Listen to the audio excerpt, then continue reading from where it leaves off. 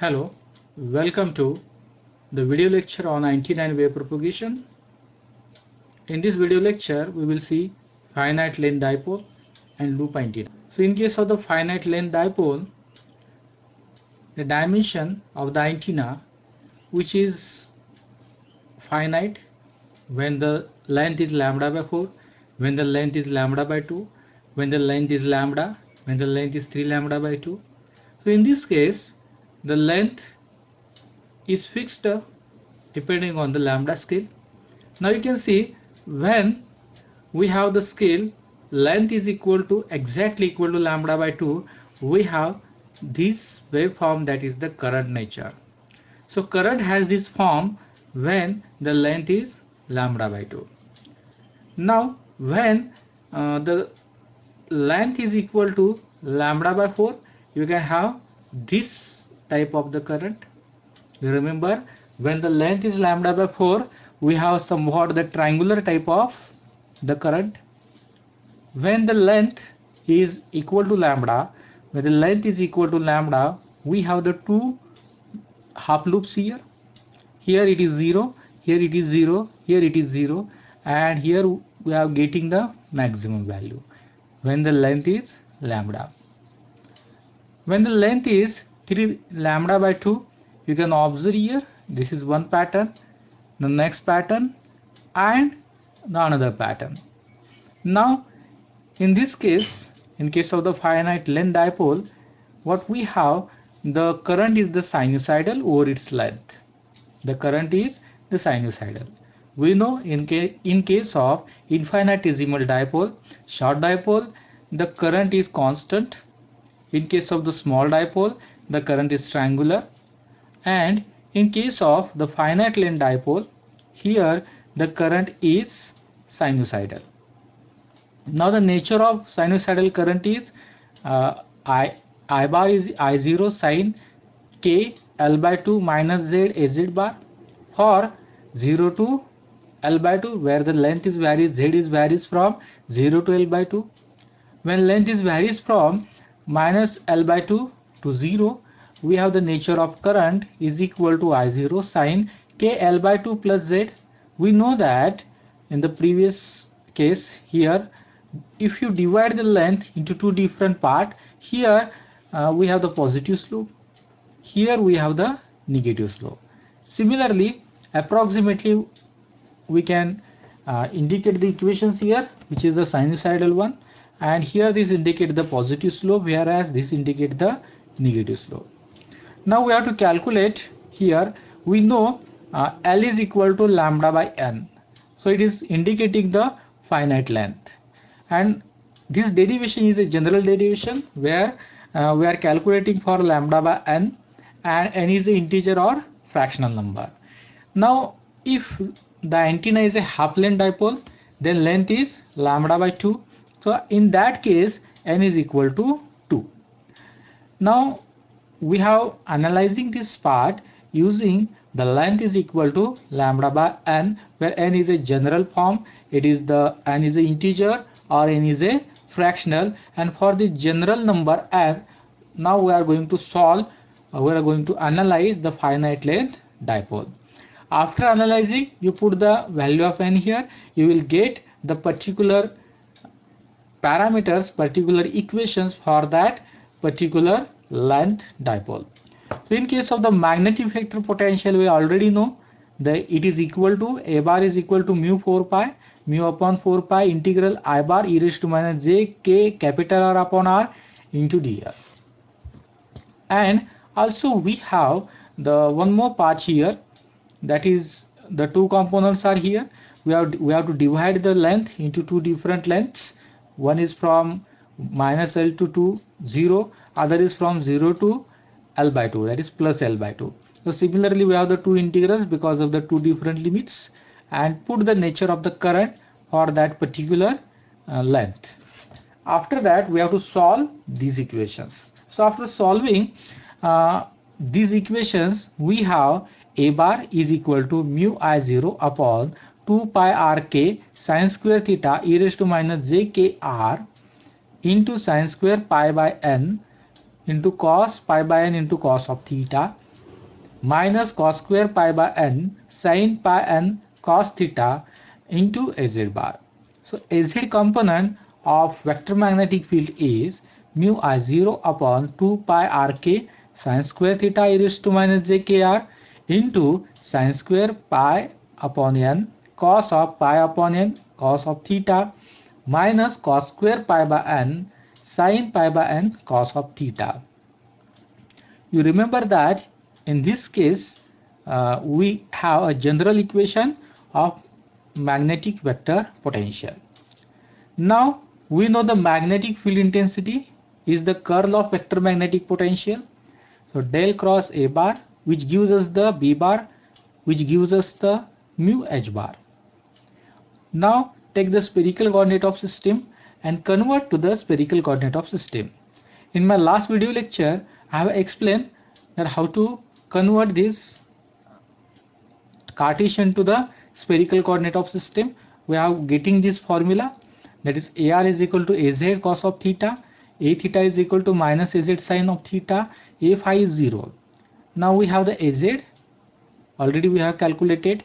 Now put here value of AR, value of A theta, A phi is 0, and calculate the del cross A bar, that is curl of A bar, which gives us the B bar, or which gives us the mu into H bar. Now we have the magnetic field intensity H phi, that is equal to J I0 2 pi r e raised to minus j kr into sin square pi by n cos of pi by n cos theta minus cos square pi by n sin pi by n cos of theta divided by sin of theta. These two components are 0. Then we have the H bar, magnetic field intensity is H phi into A phi bar. Only this component is available, so these two components will be 0. You put that values, and after that you calculate the curl of H bar. So after calculating the curl of H bar, we have the electric field intensity. We can easily calculate, because curl of H bar is nothing but j omega epsilon E bar, and if you take the relationship, and we will calculate the E theta is equal to theta j I0 2 pi r into e raised to minus j kr into sin square pi by n cos pi by n cos theta minus cos square pi by n sin pi by n cos theta divided by sin theta. Now the magnetic field already we have calculated. Now I'm going to take the absolute value of these field intensities, electrical field intensity and magnetic field intensity. Now how to take the absolute values? It is very simple. Now here I'm putting neta is equal to 120 pi. I'm solving that part, and after solving this I'm neglecting the j part and e raised to minus kr, because absolute value of e raised to minus j kr is equal to 1. So put the value there. Absolute value of j is 1, and here if you put that values here, what we have is the absolute value of electric field intensity theta is equal to 60 I0 upon r, and we have these component. Now take the average power density. Now we can calculate the average power in different way also. That is, average power density is 1 upon 2 neta. Neta is intrinsic impedance, which is equal to 120 pi. E theta absolute value square AR bar. Now put the value of E theta that we have calculated here. So E theta already calculated. Put here. So as I put the E theta value, it become like this. Now put the value of neta and solve this part. So after solving this part only, you remember that this is not 60, it is 60 square, which is in the bracket. This is not I0, it is I square. This is not R, it is R square. So after calculating this, we have 15 I0 square upon R square pi and the remaining part. Now what is the radiated power? We know it is the integral of average power radiated density into r square sin theta d theta d phi. Now put this value in this equation. Now we have a simplified form. So here r square will get cancelled, sin theta, this is sin square theta, so it will remain only the sine theta and d theta, and d phi, integral of d phi is 2 pi, because there is no other component which is related with the phi. Only the remaining part is 30 I square. It is constant, we are taken from the integral 0 to pi and this factor. Now here I'm not going to solve this integral, I'm keeping as it is, and we require a numerical method to solve this integral.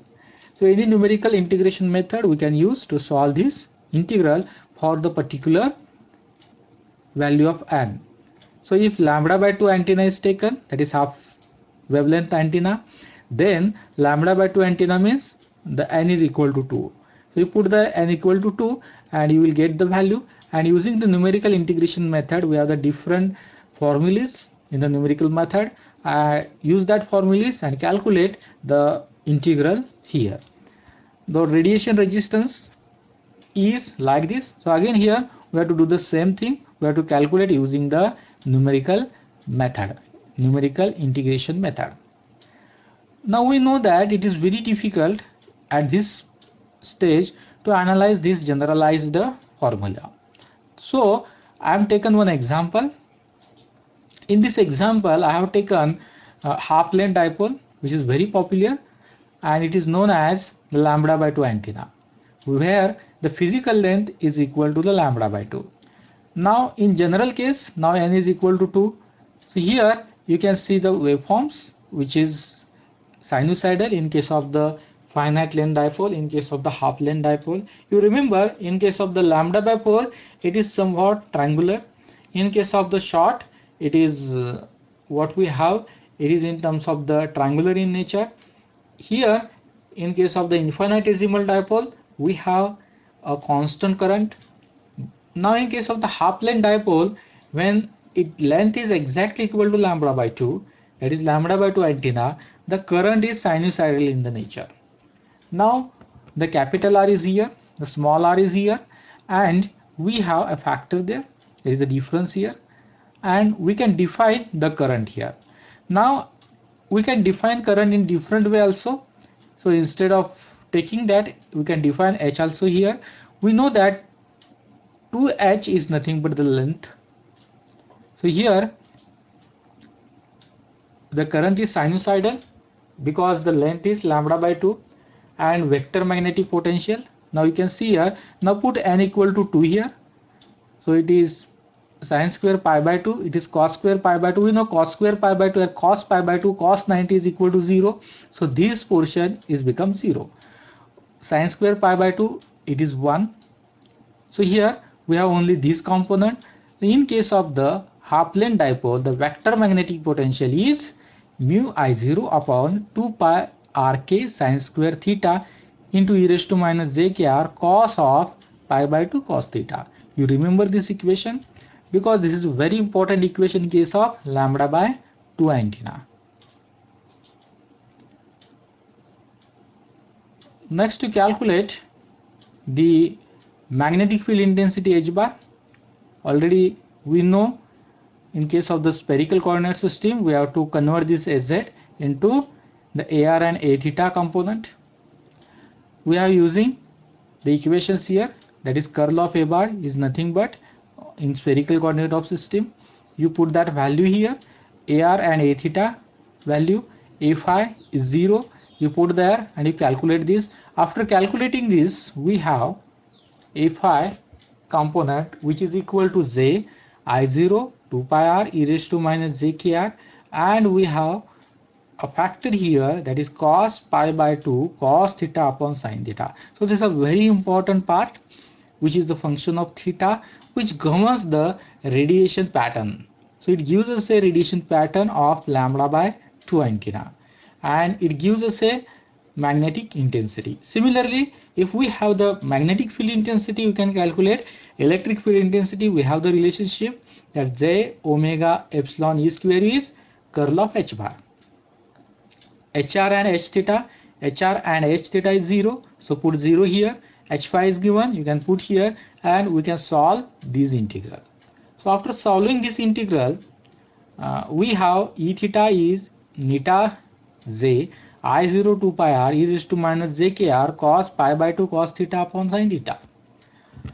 After calculating this, we know neta is 120 pi. Already we have calculated h pi. Similarly, we are going to calculate the absolute value of e theta. So j absolute value is 1. Then e raised to minus j k r absolute value is 1. And now put the remaining part. So absolute value of electric field intensity is neta I0 upon 2 pi r cos pi by 2 cos of theta upon sin theta.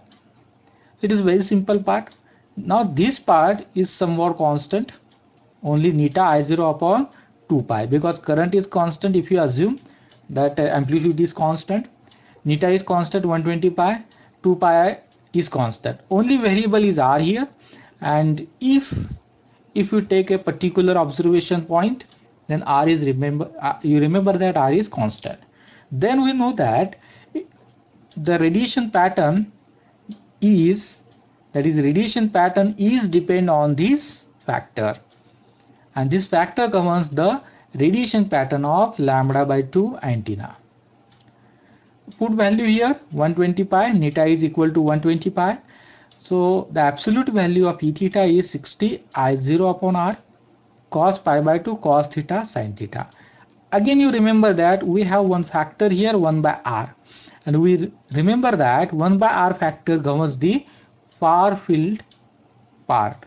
So here this equation governs the far field. So we assume that the far field part, and we are deriving this equation. And the near field, when the r is 1 upon r or 1 upon r square 1 upon r cube, so 1 upon r square 1 upon r cube is become negligible when distance is very large. Now we have to calculate the average power density. So average power density is equal to 1 upon 2 neta absolute value of E theta square AR bar. Already we have calculated this. You can observe already we have calculated the absolute value. Now put the value here. So it is become square only. Now after simplification we have getting 15I0 square upon r square pi cos pi by 2 cos theta upon sin theta whole bracket square AR bar. Next thing is very simple. Now put this value here, and we have to integrate this with respect to d theta and d phi. We remember that in this there is no component of phi. Here also no component of phi, only d phi is here. So integral of d phi is equal to 2 pi, because phi varies from 0 to 2 pi. So if you integrate d phi, it is equal to 2 pi. Only we require is we have to integrate with respect to theta. You can see here I am putting the values here, and after simplifying r square will get cancelled. This is sin theta, this is sin square theta, so we are getting the sin theta. And at last we have the equation, that is radiated power is 30 I0 square 0 to pi cos pi by 2 cos theta, this bracket square divided by only sin theta into d theta. Now how to calculate this part?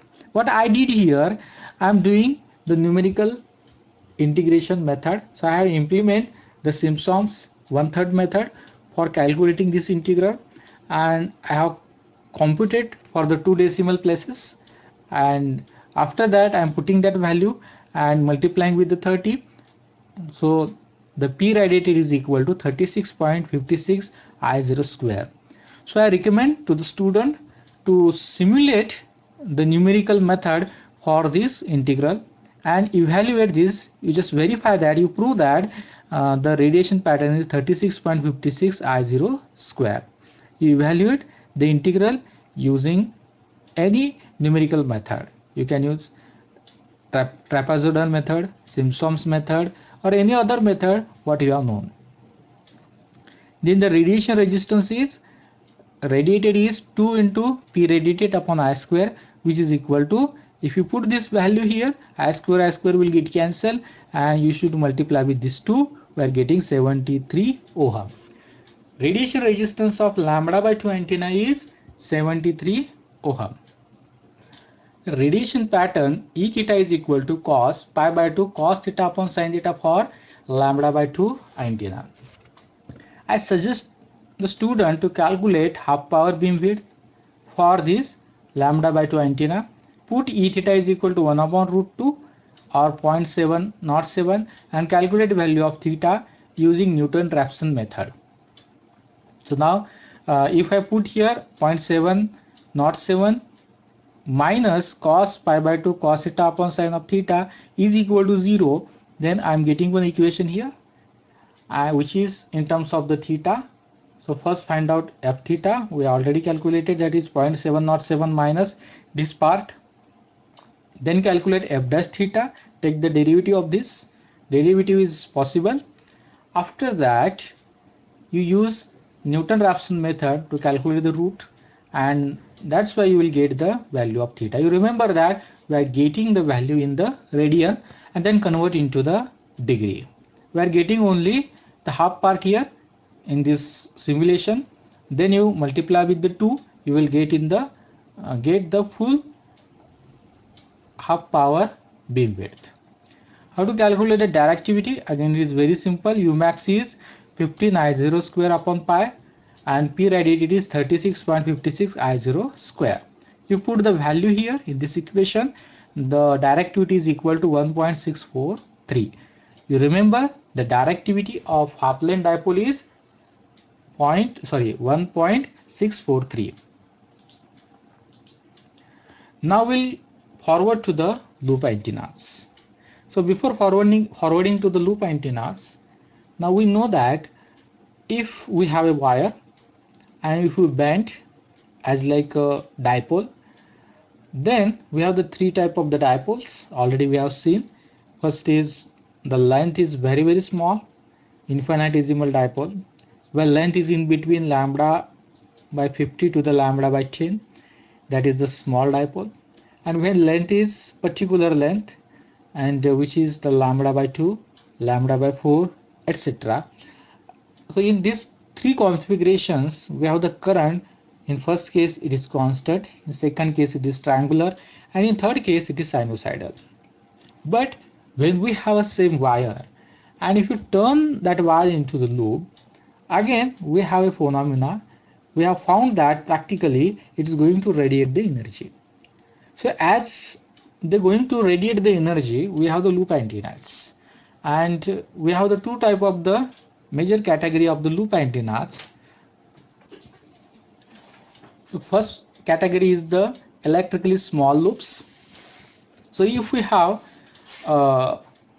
length of the wire and if you make as a loop, and if you calculate the circumference and the number of the turns, so circumference, that is 2 pi r into the number of turns, which is n, and if this quantity is less than lambda by 10, if this quantity n into circumference, this quantity is less than the lambda by 10, we say that it is the small loops.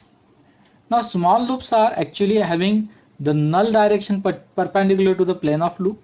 It has very small radiation resistance, hence it is a poor radiator, and so that we could not use, in case of the transmission antenna, we could not use the small loop antenna as a transmitter. So that many times we are going to use the small loop antenna as a receiving type of antenna. So here used as a receiver antenna. So radiation resistance can be increased by increasing its size and number of turns. So as we increase the size and number of turns, it will become a large loops. Okay. Or if we want to implement the same number of loops here, then what we have to do here, we have to take a ferrite core which are having very high permeability, and we have to insert the ferrite core so that the magnetic field intensity will be maximum, and hence the radiation resistance will be maximum. Hence we have to insert a ferrite core here. So ferrite core is needed if we require the large radiation resistance. So in many cases of the loop antennas, what we observe, the loop antenna, which is the electrical small loops antennas, implementing the ferrite cores.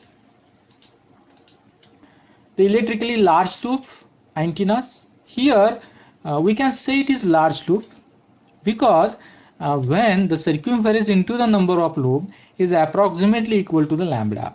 So overall loop length of the loop is about the wavelength. So properties of the large loops, because we know that the radiation pattern has the maximum radiation along the perpendicular to the plane of loop. It has more radiation resistance than small loops. So here we can use as a transmitter or as a receiver antenna. Radiation resistance can be further increased by increasing its size and number of the turns. Again, we can insert a ferrite core, so that's why it will increase the magnetic field intensity and the radiation resistance. We can calculate the electric field intensity and magnetic field intensity due to the small loops. So here assume that there is a rectangular part, that is a square loop, and the square has the side of distance d, the square has the side d, and at each of the vertices we have the dipoles. So there are the 4 dipoles, and we assume that the antenna is placed at the origin, so it has a constant current and there is no phase difference, and we are calculating for the far point or far regions, so that this equation contains 1 by r factor. So total electric field, we know that from the wave propagation, E phi is minus j E phi 0. This is the amplitude, beta d sine theta. So d sine theta come from here because there is small difference in case of the capital R and small r. And hence here we have the d sine theta, beta we know the phase velocity, and here E phi is minus j E phi 0 beta d sine theta. In very simple manner, for the small square or circular loop, we have the electric field intensity is 120 pi square I0 sine theta upon r into A upon lambda square, where A is the area of the particular loop, then lambda square. So you remember the field is strongly depend on the area. The field is strongly depending on the current, that is amplitude, that is a maximum current. Magnetic field is also strongly depend on the area. So we know that if you take a square loop, so area is become d square, where d is the side. For circular loop, area is equal to pi a square, a is the radius of the loop. We have to remember that if you take any shape, maybe it is square, maybe it is circular, but it is noticed that it does not depend on the geometry of the shape or the geometry. So what we have here, the radiation pattern is totally independent of the geometry. Maybe it is square, maybe it is circular, but it strongly depends on the area. Radiation pattern here. So if we have the radiation pattern of a small loop here, we have the plane here, we have the z-axis here, and we know that the field component is proportional to the sine of theta. You can observe here this E phi is proportional to the sine theta. H phi is also proportional to the sine of theta. So here the field pattern is proportional to the sine of theta. When theta is 0, you can see here theta measured from the z axis. When theta is 0, we have no radiation. When theta is 90 degree, we have the maximum radiation. The field have no radiation along the z axis, but it has the maximum radiation in case of the plane of the loop. So if this is the plane of the loop, there will be the maximum radiation.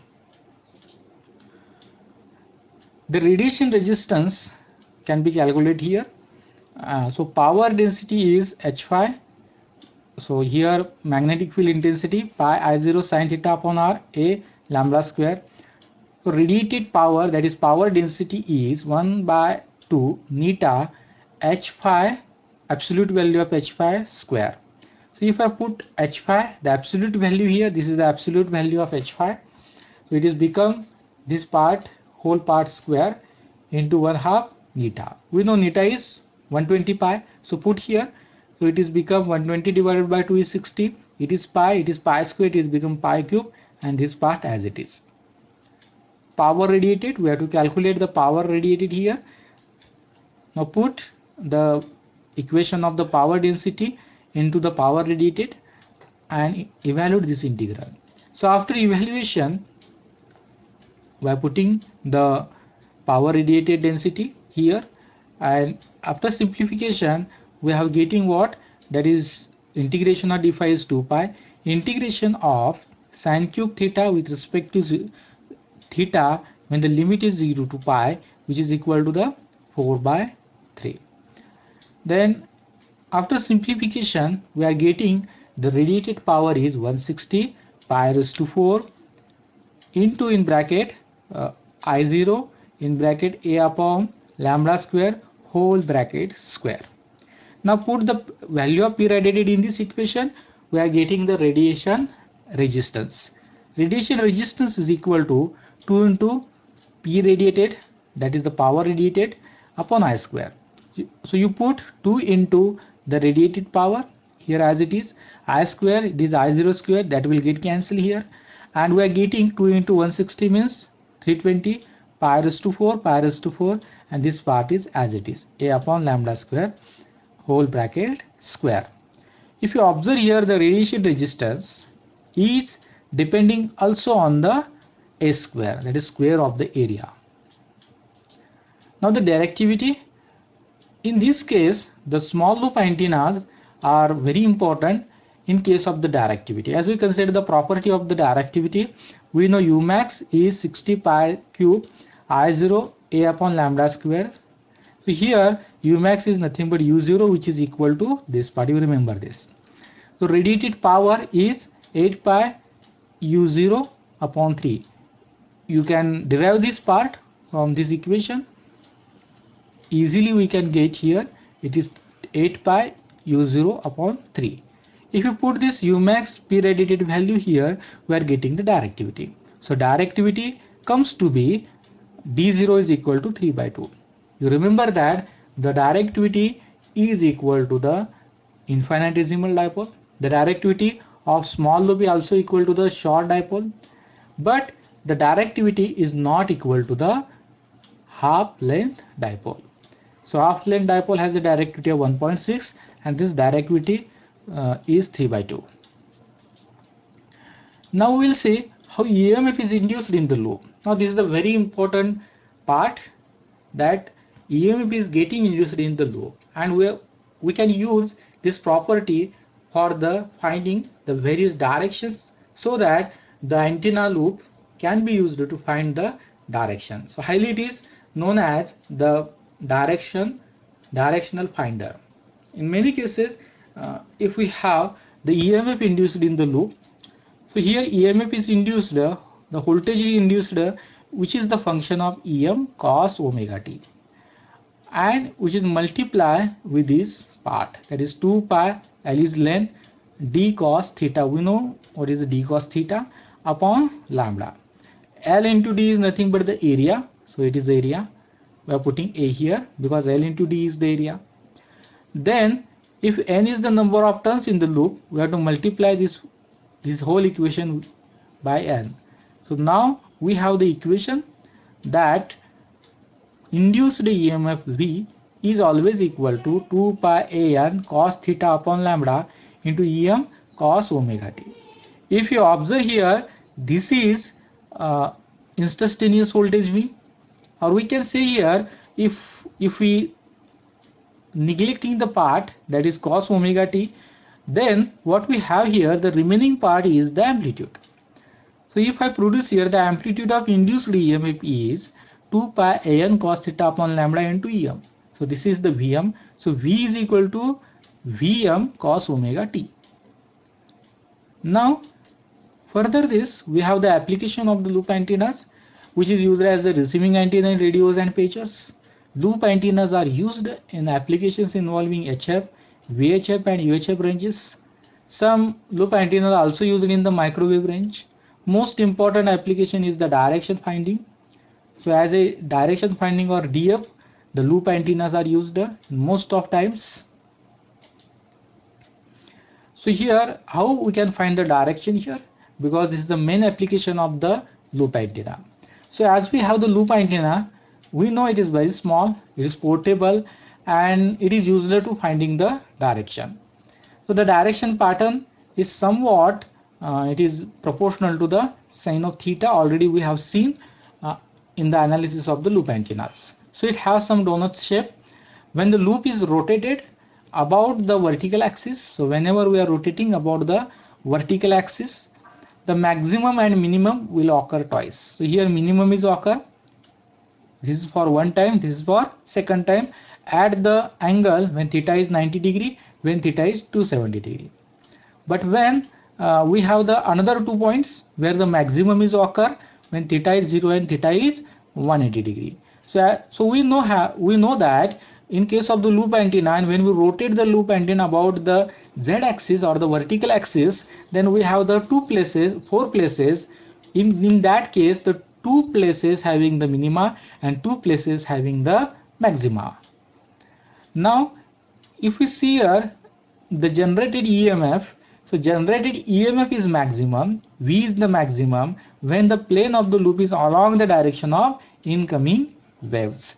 When the plane of the loop is in the direction of the incoming waves, then the EMF induced in the loop antenna will be maximum.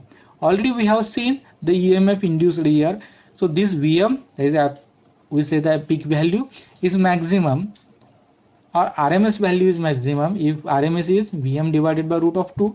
So if RMS value is maximum, then we can say that the waves are coming from that direction. So easily we can detect the direction using the loop antennas, that if EMF is maximum, then plane of loop is indicate the direction of incoming radio waves. Now these are the important formulas. Those are used in case of the small loop antennas and large loop antennas. Then voltage induced in straight vertical antenna of height h is equal to Vrms is ERMS h sine omega t, where h is the height. Voltage induced in the loop of area and antenna, already we have seen this equation. For small loop, the radiation resistance is 31200 in bracket Na upon lambda square bracket square. Already we have seen this equation. Just I'm going to put their value of pi and calculating this term. The directivity is 1.5. Already we have calculated for small antennas. In case of large antennas, the radiation resistance is 3720 A by lambda, where A is the area. Then directivity is 0.682 into in bracket C by lambda. So directivity equation, you can remember this equation for the large antenna. In case of small loop, it is 1.5, but in case of the large loop, it strongly depend on the lambda. That is what frequency we are using for the large loop. In case of the loss resistance is A by B, that is the dimension of that particular part, that is a dimension of the antenna, into omega mu upon 2 sigma. You remember that you can take here absolute value of mu. The radiation efficiency is radiation resistance upon radiation resistance plus loss resistance RL. The maximum effective aperture is 3 lambda square upon 8 pi. So in this lecture we have completed the finite length dipole antenna. For example, we are taken the lambda by 2 antenna. Similarly, we can derive for the 3 lambda by 2 or lambda by 4 antennas or lambda antennas where n is equal to 1.